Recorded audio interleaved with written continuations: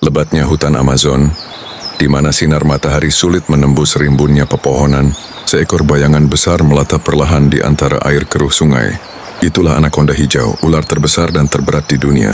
Dikenal dalam bahasa ilmiah sebagai Eunectes murinus, hewan ini bisa tumbuh hingga panjang lebih dari 8 meter dan berat lebih dari 200 kilogram.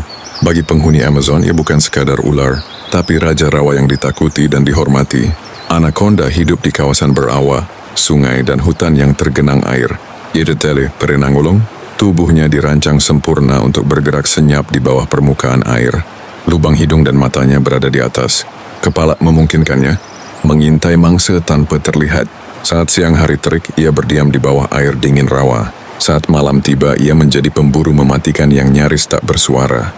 Anakonda bukan pemilih makanan. Segala yang bisa ia lumpuhkan akan menjadi santapan.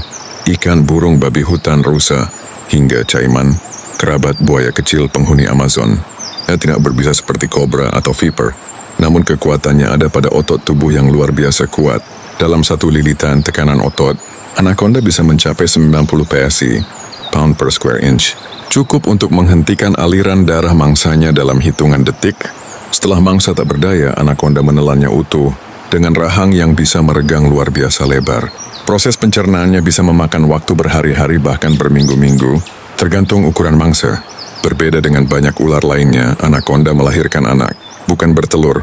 Satu induk bisa melahirkan 20 hingga 40 anak yang sudah siap berenang dan berburu. Namun hanya sedikit yang bertahan hingga dewasa.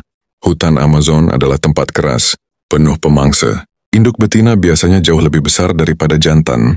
Dalam musim kawin, beberapa jantan bisa membelit satu betina sekaligus. Dalam ritual kawin yang disebut breeding ball. Dan hanya yang terkuat yang berhak menurunkan keturunan. Anakonda memegang peran penting dalam rantai makanan Amazon. Ia menjaga populasi mangsa tetap seimbang, tanpa predator besar seperti dia. Populasi mamalia air bisa meledak, mengganggu keseimbangan ekosistem. Namun di sisi lain, anakonda juga menjadi mangsa bagi hewan yang lebih besar, seperti jaguar dan manusia.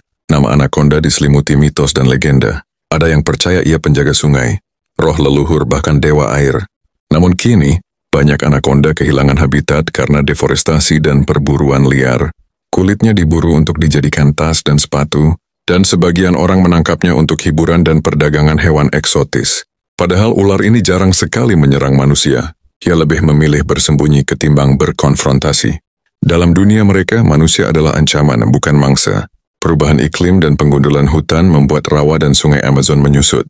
Anakonda kehilangan tempat bersembunyi dan mencari makan.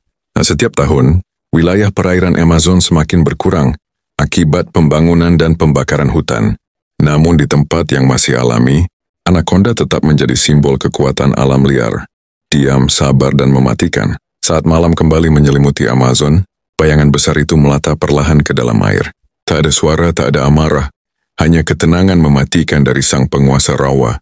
Anakonda adalah cermin dari kekuatan alam yang sering kita remehkan. Diam tapi berkuasa. Lambat tapi pasti. Dan selama sungai Amazon masih mengalir, legenda tentang anakonda, sang penjaga rawa, akan terus hidup di hati mereka yang menghormati alam.